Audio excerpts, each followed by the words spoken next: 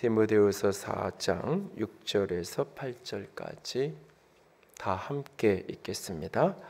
전제와 같이 내가 벌써 부어지고 나의 떠날 시각이 가까웠도다. 나는 선한 싸움을 싸우고 나의 달려갈 길을 마치고 믿음을 지켰으니 이제 후로는 나를 위하여 의의 면류관이 예비되었으므로 주 곧 의로우신 재판장이 그날에 내게 주실 것이며 내게만 아니라 주의 나타나심을 사모하는 모든 자에게도니라. 아멘. 기도합니다. 영광이 하나님, 사랑이 하나님, 이 시간 주의 음성 듣기 원합니다. 주께서 말씀하여 주시옵소서. 우리의 마음과 영이 오직 주께만 사로잡히고 주님의 손에만 온전히 붙들려지도록 주님 함께 하시기 원합니다. 연약한 종을 십자가 뒤에 가려주시고 살아계신 주님만 영광 받아 주시옵소서.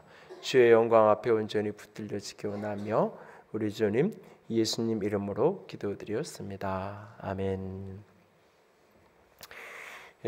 작년 10월 이렇게 조금 마음이 힘든 어느 날 선한 능력으로 나는 이 찬양을 이렇게 독일의 한 할아버지가 이렇게 피아노 건반을 치면서 부르는 곡을 친구가 보내준 영상을 보면서 많은 생각을 했던 기억이 있습니다.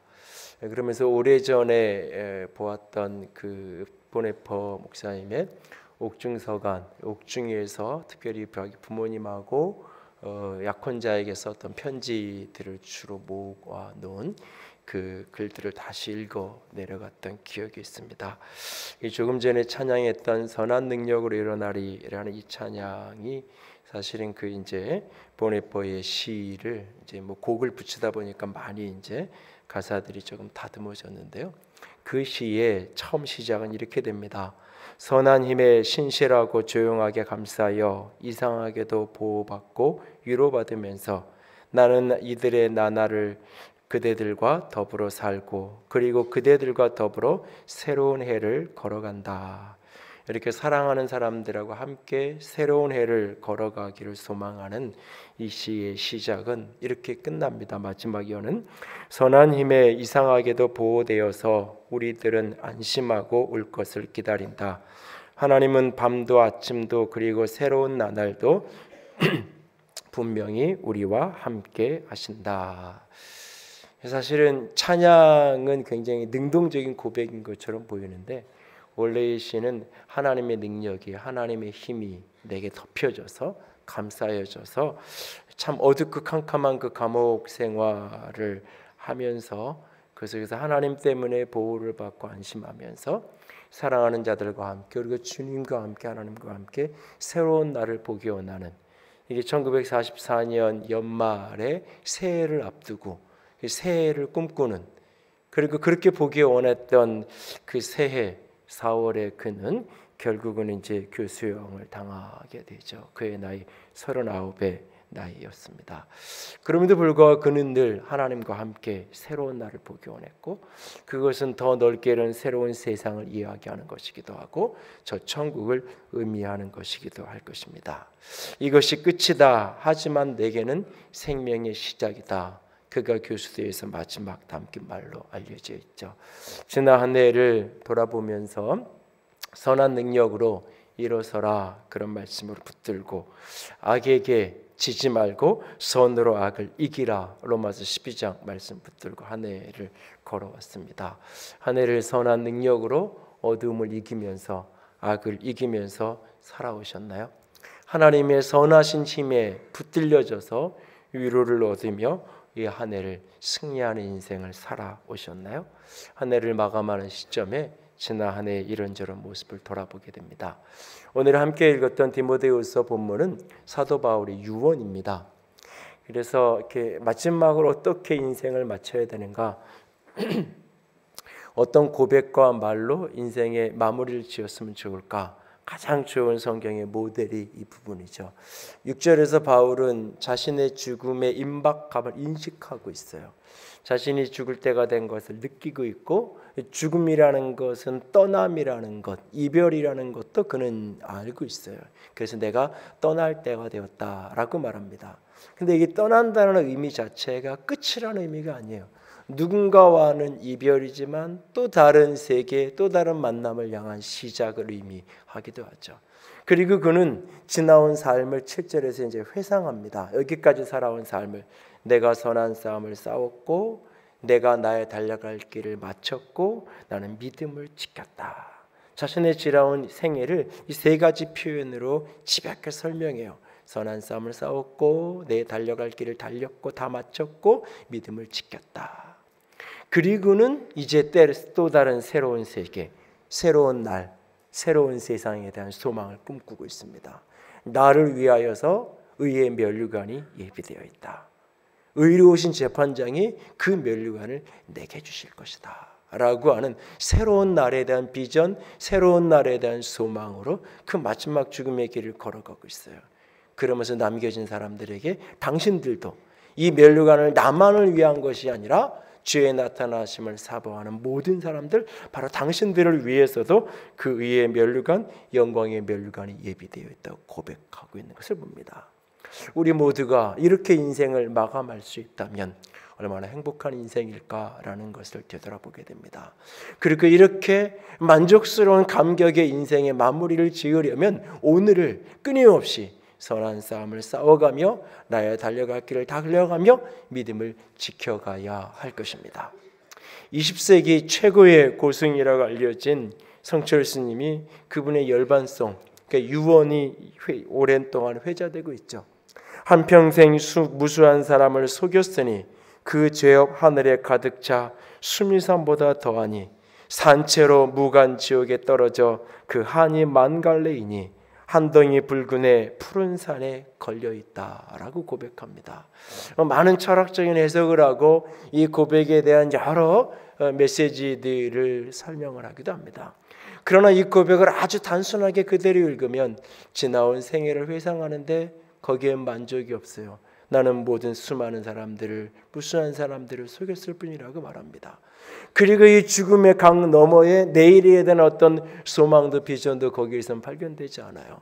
오히려 나를 위해서는 지옥에 끝없는 무간 지옥이 나를 위해 예비되어 있을 뿐이라고 고백하는 것을 보게 됩니다. 평생의 수도를 했고 평생의 도를 했고 8년을 넘게 누워서 잔 적이 없이 좌선을 하면서 도를 닦았다고 이야기하는 20세기 최고의 고승이라고 하는 그도 죽음 앞에서 하는 고백이에요. 이 고백과 오늘 사도 바울의 고백을 볼 때 이 사도 바울의 고백 속에는 너무나 깊은 감격이 있고 감사가 있고 내일에 대한 희망과 소망이 담겨있는 그 고백을 봅니다. 바라기는 우리 모두가 바울처럼 그렇게 고백할 수 있는 생애를 살고 그렇게 생애를 마감할 수 있기를 원합니다. 나는 선한 싸움을 싸우고 나의 달려갈 길을 마쳤고 이제 나는 믿음을 지켰다라고 고백하는, 그리고 이제 나를 위해서 의의 면류관이 예비되어 있다고 고백하는 그의 인생 마지막 고백. 이렇게 아름다운 고백을 하기 위해서 그는 매일매일 선한 싸움을 하며 살았던 것입니다. 그래서 디모데전서에 보면 그가 아들이라고 부르는, 사실 혈연증은 아무런 상관관계가 없음에도 불구하고 아들이라고 부를 만큼 사랑하는 디모데에게 여러 가지 권면을 하는데 그 권면 중에 중요한 권면 하나가 뭐였냐면 선한 싸움을 싸우라라고 그에게 부탁합니다. 그러니까 사랑하는 아들과 같은 디모데에게 자신은 선한 싸움을 싸웠다라고 말하는 그가 남겨져 있는 제자요 자신의 아들과 같은 그 디모데에게 너의 몫의 선한 싸움을 싸우는 자가 되라고 부탁합니다. 오늘 바울이 우리 앞에 서서 인생의 마지막을 보내면서 저와 여러분에게 유언을 한다면 그는 동일하게 우리에게 부탁하지 않을까요? 자신의 생애를 놓고는 나는 선한 싸움을 싸웠다고 내 달려갈 길 다 마쳤다고 자기 자신의 만족을 고백하는 그 순간 우리를 향해서는 너도, 사랑하는 아들도 사랑하는 너도 선한 싸움을 싸우고 내 몫에 달려야 할 그 여정을 잘 달리고 피니시 끝자락에서 다시 얼굴과 얼굴을 맞대어 보자고 말하고 있지 않을까요? 어떻게 하면 선한 싸움을 싸워 이기는 인생을 살아갈 수 있을까요? 세 가지 이야기를 드립니다. 첫 번째는 먼저 적을 알고 자신을 아는 자가 되어야 합니다. 인생은 치열한 싸움의 연속입니다. 치열한 싸움의 연속, 이 싸움에서 선한 싸움으로 승리하는 인생을 살아가기 원한다면 우리가 싸워야 할 대적이 누구이며 무엇이며 이 싸움을 싸우는 나는 누구인가 라고 하는 적을 알고 나는 아는 것에서부터 싸움은 시작됩니다. 지피지기면 백전백승이라고 알려져 있지만 원문은 그렇지 않죠. 지피지기면 백전불퇴라고 되어 있어요. 적을 알고 나를 알면 모든 싸움에서 항상 이긴다는 이야기가 아니라 적을 알고 나를 알면 최소한 지는 싸움은 하지 않는다라고 하는 거예요. 이순신의 전 세계 유례가 없는 해전사의 보기 드문 23전 23승, 한 번도 패배를 맛보지 않은 이순신의 병법의 가장 핵심 중에 하나가 뭐냐면 이길 수 없는 싸움에 나서지 않는다라는 것이라고 말하죠. 그런데 이길 수 없는 싸움에 나서지 않는다는 이 말은 굉장히 조심해서 읽어야 되는 병법이에요.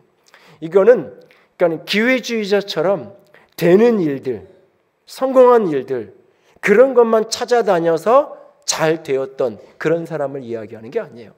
특히 싸움이라는 거는 상대가 있는 거잖아요. 내가 싫다고 싸우기 싫다고 안 싸워지는 게 아니잖아요. 임진왜랑 정유재전에서 일본군이 밀려올 때, 왜군이 올 때, 아니 우리 준비가 돼 지금 싸우지 말자고 좀 이렇게 나는 당신들하고 싸우고 싶지 않다고 그런다고 안 싸워지는 게 아니잖아요. 그런데 그는 이기는 싸움만 싸웠다고 이야기해요. 그 말은 뭐냐면 어떤 싸움이든지 그 상황과 정세와 모든 지형지물부터 모든 것을 완벽하게 파악하는 거예요. 그리고 도저히 이길 수 없는 그 싸움에 이길 수 있는 방법이 무엇일까를 찾아내는 거예요. 그것이 0.1%의 가능성이라도 그 가능성을 찾아내면 그 가능성의 모든 것을 거는 거예요. 그 작은 바늘구멍과 같은 승리의 가능성을 통과해낼 수 있도록 자신의 군사를 훈련시키고 최선을 준비를 해서 바로 그 1%의 가능성을 향하여서 모든 것을 던지는 거예요. 그래서 그것을 이기는 전쟁으로 만들어내는 거예요. 누가 봐도 저건 이기는 거야 라고 하는 길만 찾아간 게 아니라 누가 봐도 이건 이길 수 없는 길이야 라고 하는 상황에서 이길 수 있는 가능성이 어디에 있을까 찾아내는 거예요. 그것이 발견되기 전에, 그것을 위해서 준비되기 전에까지는 최선을 다해서 싸움을 늦추고 기다리고 마지막까지 준비해서 그 작은 가능성이 보일 때, 준비됐을 때 거기에 모든 것을 거는 거예요. 그래서 끊임없이 승리하게 되는 거예요. 우리의 인생도 우리 다 누구나 마찬가지잖아요. 이기는 싸움 하고 싶지 지는 거 알면서 그러고 싶은 사람 아무도 없잖아요. 그런데 왜 지냐고요? 적을 알고 나를 알지 못하니까. 이 싸움에 대한 분석이 정확하지 않으니까. 그리고 이 싸움에서 싸워야 할 나 자신의 실력과 능력에 대한 준비, 이것을 모르니까 누가 당연히 이길 거라고 생각하는 싸움에서 지는 거잖아요. 당연히 이런 데서 나는 시험 들지 않아, 이런 문제에 걸려 나는 넘어지지 않아 하던 그런 돌뿌리에 걸려서 덜커덕 인생에서 무너지는 일이 벌어지잖아요. 적을 알고 나를 알아야 돼. 이 이야기만 가지고도 10번 이상의 시리즈 설교를 할 수 있을 거예요.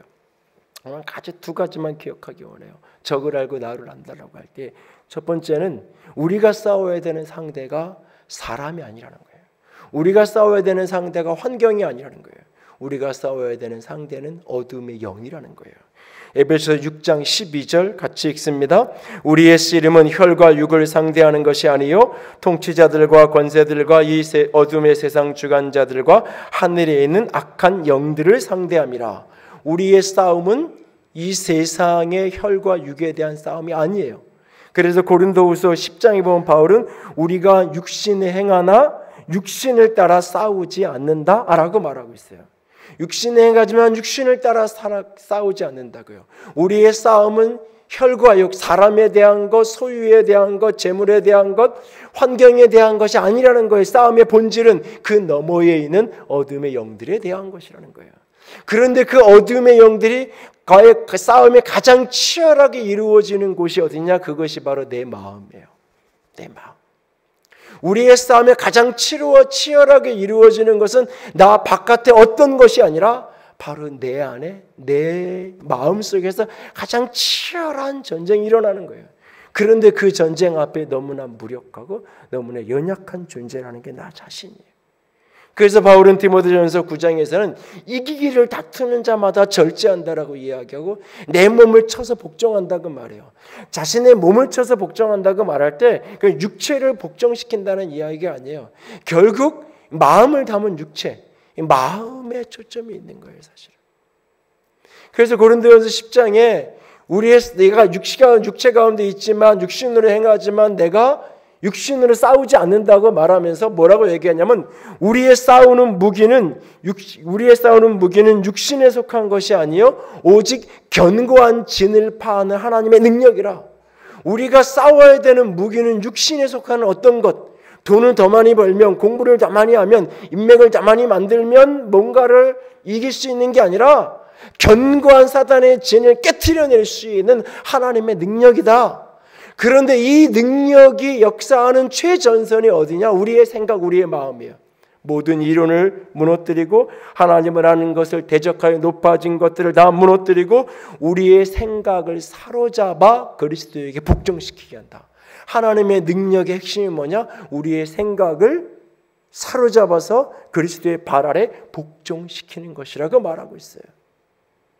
우리가 싸워야 되는 싸움의 본질은 혈과 육에 대한 것이 아니라 어둠의 영들에 대한 거예요. 그런데 그 싸움이 일어나는 최전선은 어디냐? 우리의 마음이에요. 그래서 이 마음을 지켜야만 이겨낼 수 있는 거예요. 사람이 바뀌어지면, 환경이 바뀌어지면 내가 편안하고 자유로워질 수 있다? 아니에요. 핵심은 이 마음이에요. 이 마음. 그런데 이 마음을 지키는 게 너무너무 어려워요. 나는 아닐 거야. 나는 저런 유혹 안 받아 라고 하는데 내 안에도 여전히 그 치열한 전쟁이 내 속에 있어요.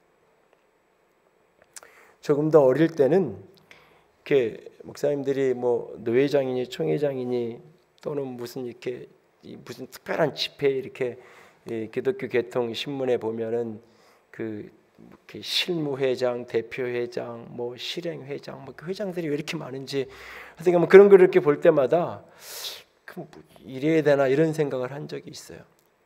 그리고 그런 것들을 위해서 막 이렇게 고군분투하고 또는 그런 것들을 이렇게 대접 안 해준다고 막 이렇게 좀 마음 상해하고 이런 분들은 뭐 이해가 안 됐어요. 근데 이제 이 앞에 오자가 딱 붙고 나서부터는 조금씩 이제 이게 내 안에도 그런 게 있다는 게 알아져요. 특별히 이렇게 어린 시절부터 인정받는 게 좋고 싫은 소리 듣는 게 굉장히 싫어하고 뭐 이런 어떤 성향, 이게 바로 교만이고 그게 바로 나이 들면 명예욕으로 가는 거구나라는 것들이 이렇게 깨달아질 때가 참 많아요.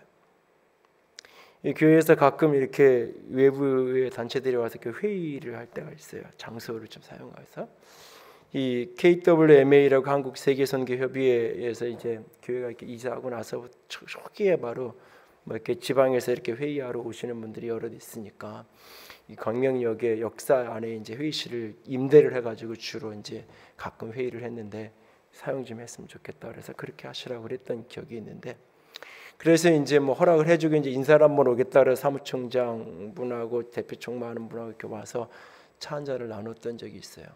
그러면서 이런저런 이야기를 하다가 목사님이 이제 우리 선교회 협의회에 이사로 좀 이렇게 모시고 싶다고 그런 얘기를 하시더라고요. 그래서 나는 뭐 내가 원래 관계가 있었던 것도 아니고 내가 이렇게 관여를 해오던 일이라면 뭐 책임도 맡고 내가 헌신할 수 있는 일 있으면 하겠지만 할 수 있는 건 뭐 이렇게 주중에 비어 있는 장소 좀 빌려주는 걸 가지고 저는 그럴 마음 없다고 그거 그냥 이렇게 하시면 된다고 필요할 때 얼마든지 언제든지 사무실로 연락해서 교회 장소만 겹치지 않으면 쓰시라고 그렇게 이제 거절을 완곡하게 했어요. 근데 이제 그 다음부터 이렇게 전화가 이렇게 울리면 아니 거절을 했어도 한 번은 더 하라 그랬든지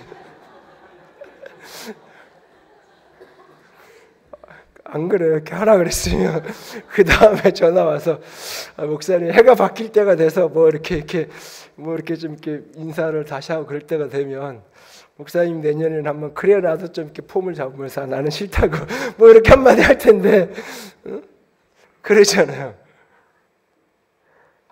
내 속에도 자꾸 전화 이렇게 핸드폰에 발신자 딱 무슨 사무총장 무슨 선교사 이렇게 딱 뜨면 뭐 한 달이 건너면 다 나도 사실 아는 분들이기도 하지만 이게 나도 모르게 짧은 몇 초지만 순간 그런 생각이 스쳐가는 거예요. 이제 교육자들이 두 분 새로 12월에 돼서 오셨지만 이제 뭐 10월, 11월 계속 이렇게 면접 때문에 좀 특별히 9월, 10월 좀 이렇게 광고도 이렇게 아름아름되고 이렇게 여러분들을 좀 만나봤는데 이렇게 인터뷰를 하시고 오신 분 중에 이렇게 마음이 좀 이렇게 불편했던 순간이 있었는데 이게 무슨 이렇게 이야기를 하다가 우리 교회를 가르치면서 작은 교회라 뭐 이러면서 이렇게 이야기를 하시더라고요. 그래서 나는 우리 교회가 큰 교회라 한 번도 생각해 본 적이 없었는데 작은 교회라고 부르니까 좀 불편하더라고요. 마음이 이렇게 하여튼 모르게 작은 교회라 아내가 조금 이렇게 한 번 더 생각해 보라고 그런다고 그런 얘기를 하는데 마음이 조금 이렇게 이러다 보면 사람이 이러다 보면 이런 생각이 한두 컵 한 겹 이렇게 쌓이다 보면 누군가가 내게 대해서 조금만 싫은 소리 해도 그런 사람 더 이상 보고 싶어 하지 않게 되고 나도 모르게 그렇게 되겠구나. 그러니까 하나님이 특별히 지난 1년 동안 이런저런 특별히 외부적인 여러 가지 모습으로 그렇게 단련시켜 가시는 이유 중에 하나가 지금 시점에 나도 모르게 이 부분이 조금씩 작은 것 하나씩 문 열고 취하고 그러다 보면 어느 날 나도 젊었을 때 참 이렇게 보기 좀 이렇게 안 좋다 그랬던 그 모습의 그 자리에 오늘 나도 문득 그냥 그런지도 모르는 채로 가서 그냥 서 있는 사람이 되겠구나. 결국은 내 마음을 그 순간순간 지켜내지 못하면 나도 누구도 다 쓰러질 수밖에 없는 거예요. 우리가 이 선한 싸움을 끊임없이 싸워가고 궁극적으로 승리하기 위해서는 우리의 대적이 눈에 보이는 사람, 눈에 보이는 환경이 아니라는 거예요. 그 너머의 어둠의 영들. 그리고 그 어둠의 영이 가장 치열하게 공격하는 현장이 내 마음이야. 내 마음. 결국 내 마음을 지켜내야 우리가 승리하고 이기는 자가 될 수 있어요. 적을 알고 나를 알아야 됩니다. 그리고 두 번째는 받은 약속의 말씀으로 무장해 가야 돼요. 이 마음을 받은 약속의 말씀으로 언약의 말씀으로 이 마음이 끊임없이 채워져야 돼요. 그래야 우리가 이기는 자의 자리에 설 수 있어요. 디모데전서 1장 18절 다 같이 읽습니다. 아들 디모데야 내가 이 교훈으로서 명하노니 전에 너를 지도한 예언을 따라 그것으로 선한 싸움을 싸우며. 디모데에게 선한 싸움을 싸우라고 말하면서 어떤 무기를 싸워야 된다라고 이야기하냐면 전에 너를 지도한 예언을 따라 그것으로 선한 싸움을 싸우라라고 말합니다. 여기선 예언이란 운명론적이고 기계론적인 아주 닫혀있는 좁은 의미의 미래의 무엇인가를 알려주는 좁은 의미의 예언을 이야기하는 게 아니에요. 이것은 기계적이고 닫힌 어떤 것을 이야기하는 게 아니라 하나님께로부터 받아진 말씀. 그런데 그것이 기록되어진 이 말씀이 내 말씀으로 받아지고 나를 향한 약속의 메시지로 부어진 그 말씀을 붙들고 오늘 선한 싸움을 끝까지 싸워가라고 부탁하고 있는 거예요. 이 디모데후서 4장 본문을 조금 더 읽어 내려가다 보면 4절에서 6절까지 바울이 유언을 하고 이제 6절에서 8절까지 유언을 하고 9절 이하에 가면 바울의 일상적인 이야기를 해요. 특별히 감옥에 지금 바울이 갇혀있는 디모데후서 쓰고 있을 때 로마의 옥중에 있는 상태였기 때문에 옥중에 있으면서 바울의 어떤 인간적인 힘듦이 거기에 묻어나요. 사람들이 다 떠났어요. 이 사람 저 사람 다 이렇게 떠나가고 사람이 없어요. 옆에 어떤 사람은 세상이 좋아서 갔고 누군가는 사명 때문에 갖고 떠나가요. 다 머리로는 이해가 되는데 본인은 좀 쓸쓸한 거예요. 그리고 나이가 들면서 몸이 추워요. 그래서 겉옷을 좀 챙겨서 오라고 이야기를 해요. 겉옷을 좀 챙겨와 달라고 부탁을 해요, 바울이. 그런 어떤 인간적인 어려움들이 묻어나는 표현들이 등장해요. 그러다가 17절에 가면 이렇게 말해요. 주께서 내 곁에 서서 나에게 힘을 주셔서 내가 그럼에도 불구하고 이런 어려움이 있지만 그럼에도 불구하고 주님이 내 곁에서 내게 힘을 주셔서 내가 이 복음을 끝까지 증언하고 살아간다고. 내가 나를 주님이 힘을 주셔서 내가 이 선포된 말씀을 이루는 인생을 살아왔고 또 살아가게 할 거고 하나님은 나를 건져내실 거라고 그런 고백을 해요. 여기에 주께서 내 곁에 서서 힘을 주셨다. 이게 뭘까? 이게 뭘까? 고민을 한 적이 있어요. 며칠 전에 늦게 집에 들어갔는데 우리 막내 책상에 이렇게 에너지바가 하나 있더라고요. 어떻게 누가 준 거냐? 그 선생님이 줬다고 그러더라고요. 아빠가 먹어도 돼? 그러면서 에너지바처럼 피곤할 때 CF 같은 게 나오잖아요. 힘 없을 때 하나 먹으면 힘 생긴다고. 주님이 곁에 서서 내게 힘을 주는데 어떤 방법일까? 영적인 주사한테 딱 놓으면 힘이 없다가 힘이 나는, 막 두렵고 불안하고 어려운데 평안이라는 주사를 하나 딱 주면 모든 게 평안해지고 막 기쁘게 되고 그런 걸까요? 주님이 힘을 주신다는 게 도대체 뭘까? 어떻게 바울에게 하나님이 힘을 주셨을까? 바울 곁에 주님이 서서 힘을 줬다는 게 뭘까? 곰곰이 이 부분에 질문을 던지는데 떠오르는 장면이 있어요. 사도행전 23장에 보면 바울이 예루살렘으로 가서, 근데 거기서 참 어려움을 겪게 돼요. 동포들이 자기를 고발하고 막 이렇게 모함을 당하고 자기 때문에 막 분쟁이 벌어지고 온통 난리가 나요. 그리고 자기를 죽이려는 암살 음모가 착착착착 배후에서는 진행되고 있고, 이런 상황 속에 다행히 그래도 이렇게 냉정한 천부장을 만나서 천부장이 잠깐 구금을 시켜놨어요. 그날 밤에, 사도행전 23장에 보면 그날 밤에 주께서 바울 곁에 서셔서, 바울 곁에 서서 담대하라, 담대하라. 내가 예루살렘에서 나의 복음을 전한 것처럼 로마에서도 복음을 전해야 될 것이다. 반드시 그렇게 될 것이다. 주께서 말씀하세요. 담대하라 하시면서 네가 이 예루살렘에서 죽지 않을 거고, 지금 고난당하지만 이것이 너의 인생의 끝이 아니고 예루살렘을 넘어 반드시 너는 로마도 보게 될 거고 그곳에서도 내 복음을 전하게 될 거, 이 복음을 전하게 될 거다 라고 주님이 말씀을 주시죠. 그 약속의 말씀을 붙들고는 그는 벨리스 총독 앞에서도 베스트 총독 앞에서도 그저께 금요일 날 나눈 것처럼 26장에 아그리빠 왕 앞에서 당당하게 서서 아그리빠 왕에게 이렇게 말하죠. 당신도 나처럼 됐으면 좋겠다. 죄수의 몸으로 묶여있는 사람이 자신의 재판장 앞에 서서 당신도 나와 같은 사람이 됐으면 좋겠다고 당당하게 복음을 전하잖아요.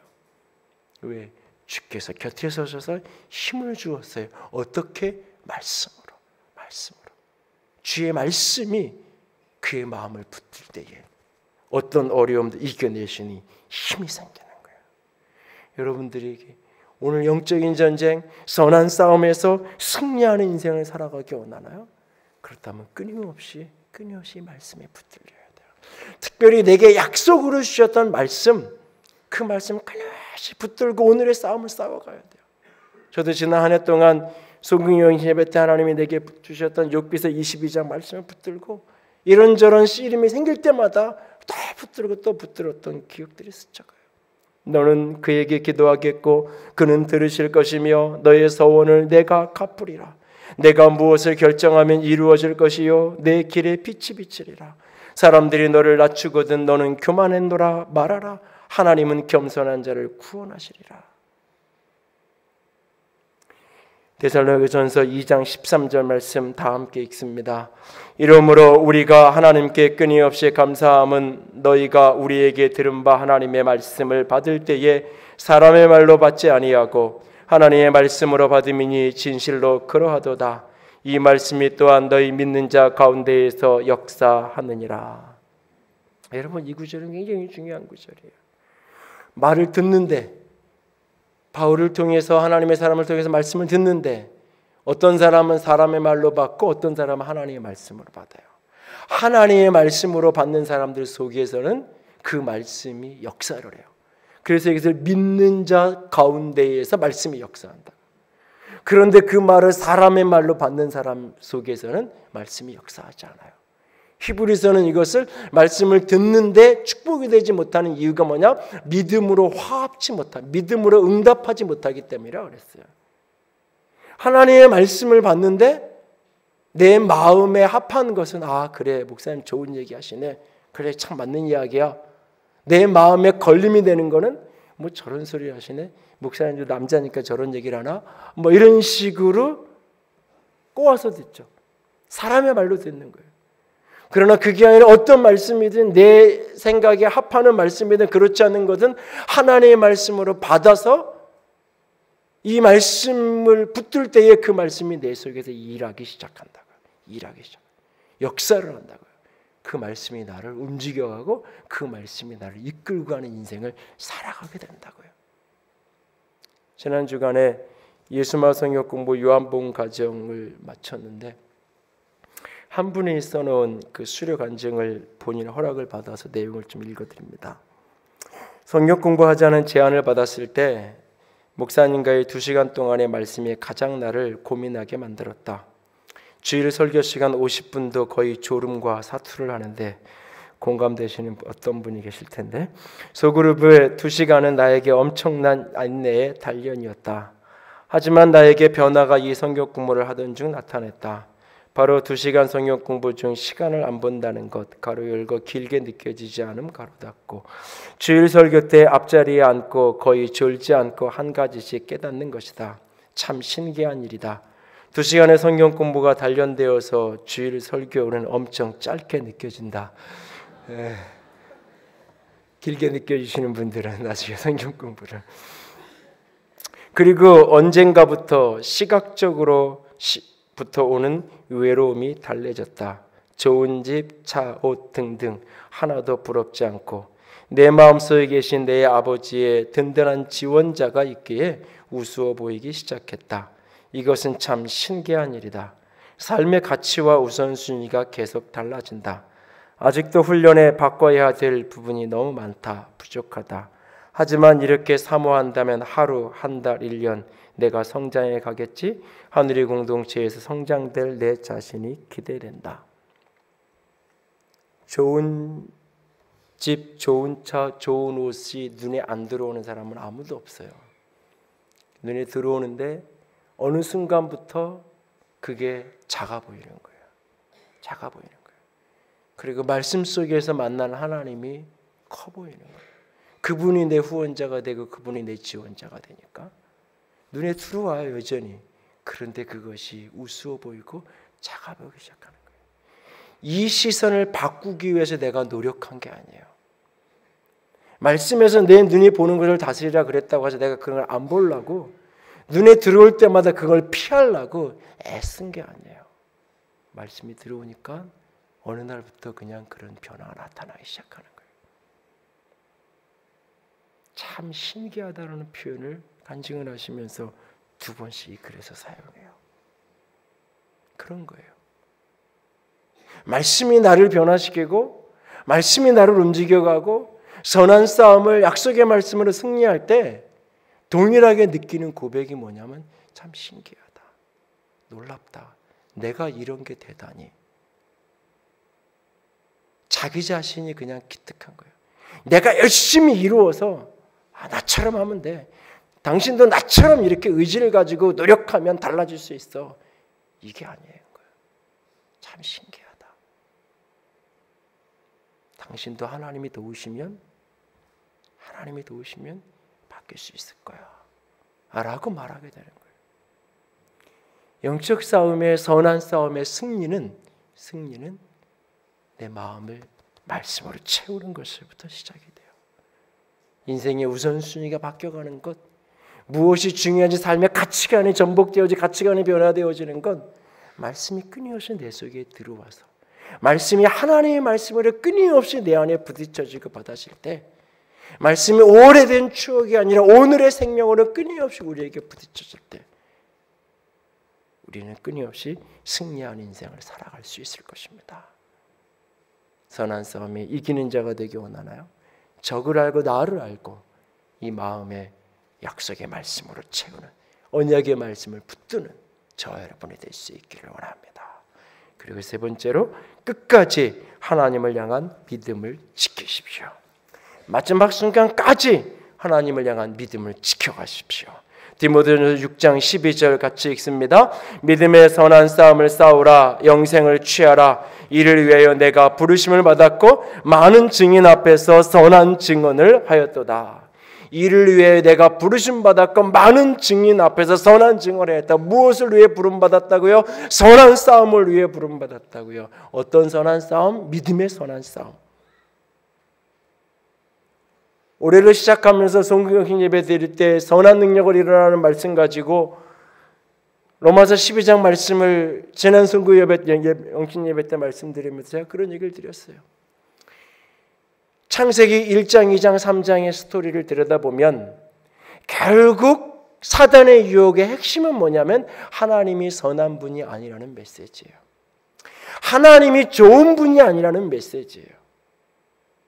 하나님이 좋은 분 아니야. 하나님 선한 분 아니야. 그래서 이 선악을 알게 하는 나무의 열매를 먹으면 너한테 좋은 일 있을 텐데 하나님이 선한 분, 좋은 분이 아니어서 이거 못 먹게 하는 거야. 그러니까 너 하나님 말 듣지 말고 이거 따먹어. 선악을 알게 남이 하는 열매 따먹으면 너에게 좋은 일 있을 거야. 너에게 선한 일이 있을 거야. 그러니까 이거 따먹어라고 사단이 이야기하는 거예요. 하나님은 그냥 하루하루 만들다가 어느 날 엿새 날 돼서 온 세상 만들어 놓고 여기 좀 누가 사람이 좀 있으면 좋겠다 그래서 사람을 만든 게 아니에요. 하나님은 처음부터 하나님과의 사랑의 교통을 나눠야 될 인격적 사랑의 대상인 우리를 하나님의 형상된 사람을 마음속에 그리시고 이 사람이 살 수 있는 최적의 환경을 첫째 날부터 빛을 만드는 것 단계 인간이 살 수 있는 최적의 환경을 만들어 두신 거예요. 그리고 그 인생을 보는데 혼자 있는 것이 좋지가 않아. 그래서 함께 살아가야 될 짝 돕는 뱃불까지 만드셔서 하나님이 그 동산에 두셨어요. 그리고 하나님의 형상을 닮은 능력과 권세와 지혜와 권위를 다 허락하셨어요. 완벽하게 하나님을 닮은 하나님 같은 존재로 인간을 만드셨어요. 그렇게 모든 것을 다 주신 분이에요. 근데 사단은 말해요. 그런데 그 하나님 좋은 분 아니야. 근데 그 하나님 믿을 만한 분 아니야. 선한 분 아니야. 저 선악을 알게 하는 나무의 열매 참 좋은 건데 하나님이 안 좋은 분이라 너 못 먹게 하는 거야. 너 저거 먹어. 그러면 너 좋은 일 있을 거야. 여러분 정직하게 가슴에 손을 얹고 스스로에게 자문하세요. 어려워서 순종 못하는 거 아니에요. 힘들어서 순종 못하는 거 아니에요. 없어서 순종 못하는 거 아니에요. 믿어지지 않아서 순종을 못하는 거예요. 하나님이 선한 분이라는 사실이 안 믿어지니까. 하나님이 오늘 저 말씀을 하시는 이유가 나를 위해서 하는 거라고. 그래서 내가 하나님의 말씀이 이해되지 않지만 내가 따라가면 나에게 선이 이루어질 거고 내 인생에 축복이 될 거라는 게 믿어지지 않으니까. 하나님이 선한 분이라는 게 안 믿어지니까 따라갈 수가 없는 거예요. 순종이 안 되는 거예요. 오늘 바울이 믿음을 지켰다고 말해요. 믿음을 지켰다고. 저는 바울과 같은 사람이 이 고백을 왜 할까 싶어요. 아니 바울이 얼마나 믿음 좋은 사람인데 마지막 순간에 믿음을 지켰다라고 말해요. 무슨 얘기예요? 마지막 순간까지도 그는 믿음의 스트럭을 한 거예요. 믿음의 싸움을 한 거예요. 사실 내적으로는. 마지막 순간도 하나님이 선한 분이시 않은 것처럼 느껴지는 그런 회의가 되고 의문이 드는 순간이 밀려온단 말이에요. 그럼에도 불구하고 하나님 좋은 분이야. 선하신 분이야. 나는 하나님을 향한 길을 선택할 거야. 끊임없이 그 믿음의 걸음을 떼어온 거예요. 하나님이 나를 위하는 분이야. 나를 위해서 의의 멸류관을 지금 감옥에서 죽음을 예비하고 있잖아요.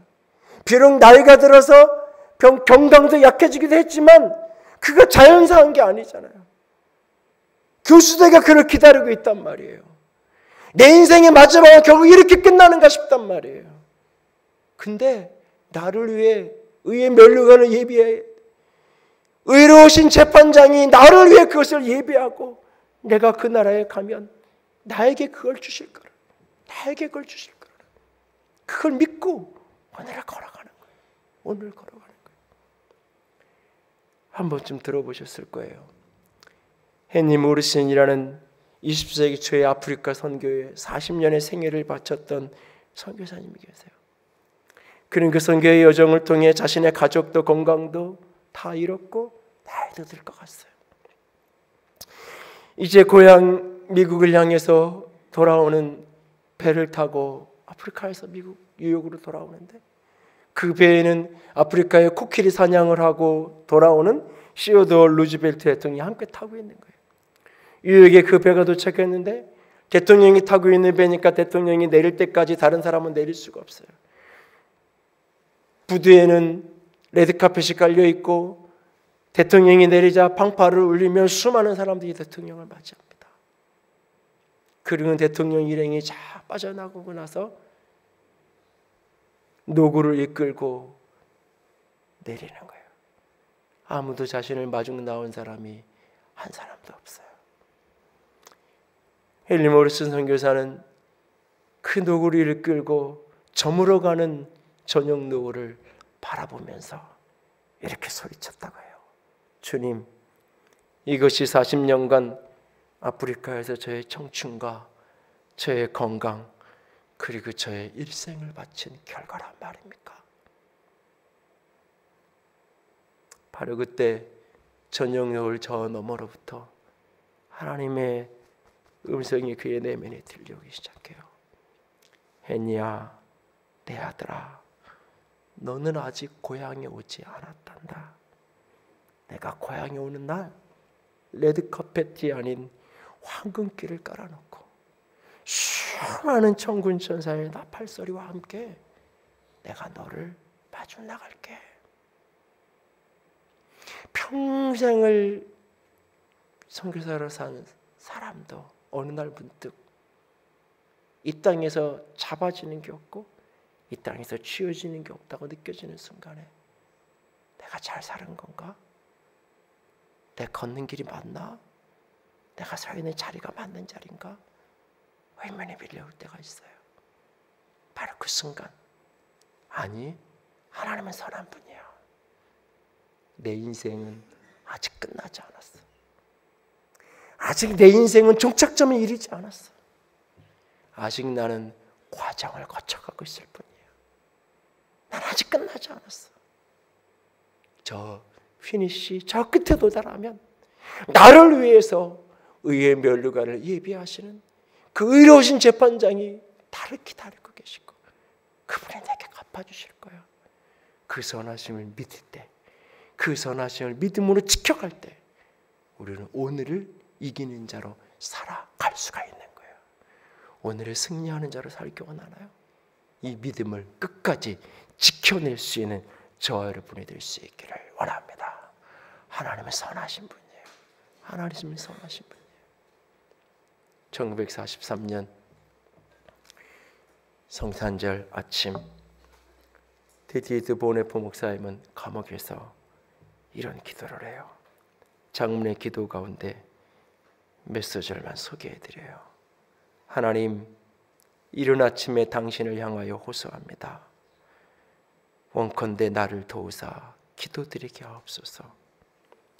제게는 어둠이 있습니다. 그러나 당신께는 빛이 있습니다. 나는 당신의 길을 이해하지 못합니다. 그러나 당신께서는 저를 위한 길을 알고 계십니다. 하늘에 계신 아버지, 당신은 당신의 자녀들에게 있어서는 모든 것이 최선에 이르게 하시는 분입니다. 거룩하고 자비로우신 하나님, 당신은 사람의 겉을 보시지 않고 이 세상과 저 세상에서 악을 미워하시고 이를 벌하시는 분입니다. 당신은 선을 사랑하시고 이 세상에서는 위로함을 받는 양심을 가지고 선에 보답하시고 내세에서는 의의 멸관을 가지고 보답하십니다. 오늘의 하루가 무엇을 가져오든 주여, 당신의 이름은 찬양을 받으옵소서. 오늘도 그렇게 내 삶의 환경이 어떠하든지, 나를 둘러싸고 있는 사람들이 어떤 사람이든지 상관없이 선한 싸움을 선하신 하나님 붙들고 싸워 이겨낼 수 있는, 끝까지 믿음을 지켜내는, 약속의 말씀을 붙들고 승리하는 저와 여러분이 될 수 있기를 주님의 이름으로 부탁을 드립니다. 함께 찬양합니다. 찬송가 620장 여기에 모인 우리.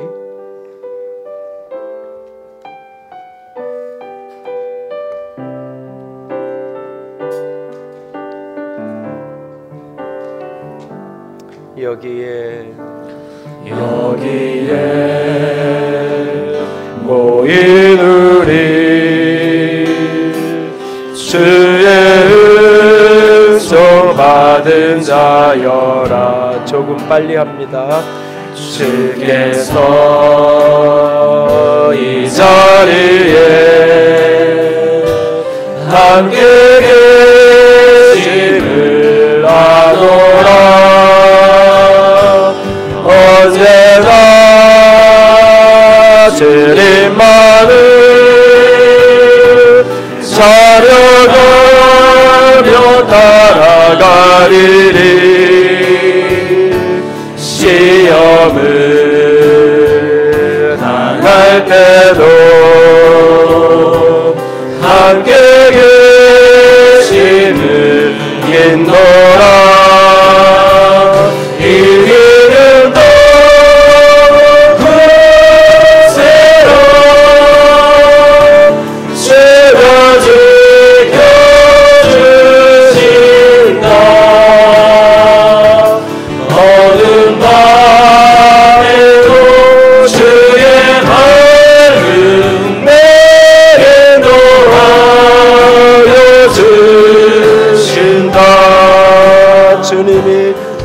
주님이 뜻하신 일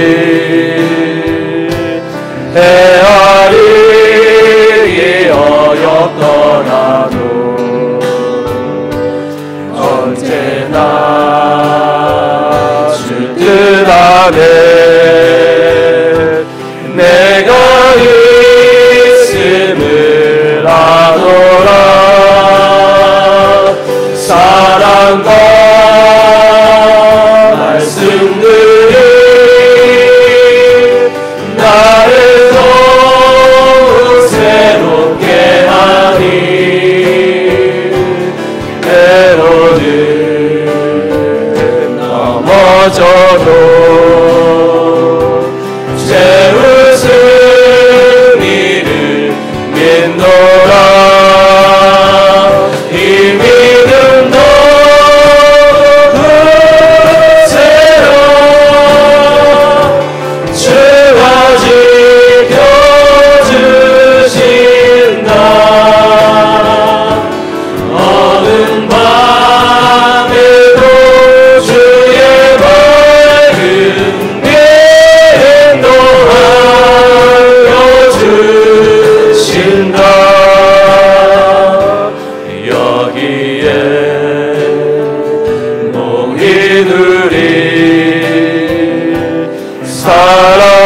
사랑하는 주의 자녀라. 주께서 뜻하신 바를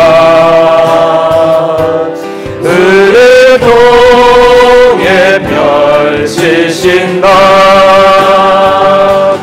고통과 슬픔 중에 더욱 주님 의지하오니 어려움 이겨내고 주님 더욱 찬양하라. 이기는 더욱 세라. 주가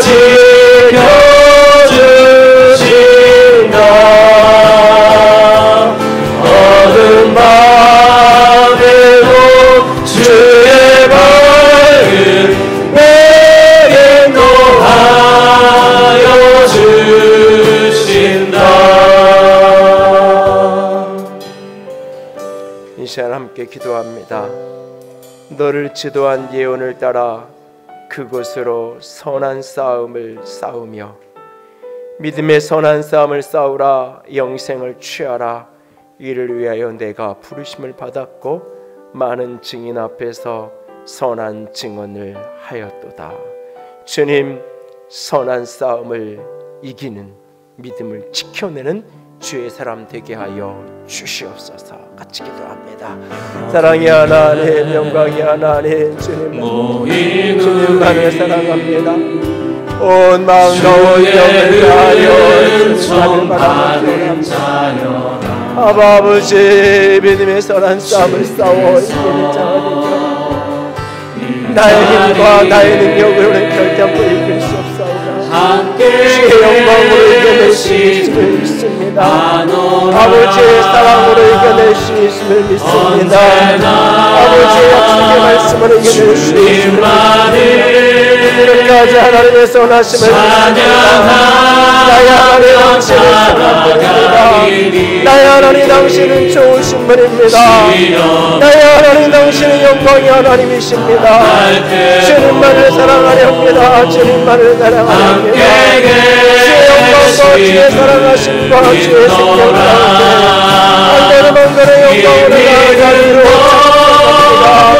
영광으로 나아가기로 작정합니다. 생명으로 나아가기로 작정합니다. 거룩한 주를 작정합니다. 아버지의 도우시옵소서. 받으시옵소서. 영광의 주의 밝은 인도하여 주신다. 이 믿음도 세로 주가 지켜주신다. 어두운 밤에도 주의 밝은 인도하여 주신다. 주님, 나도 그날 이렇게 고백하고 싶습니다.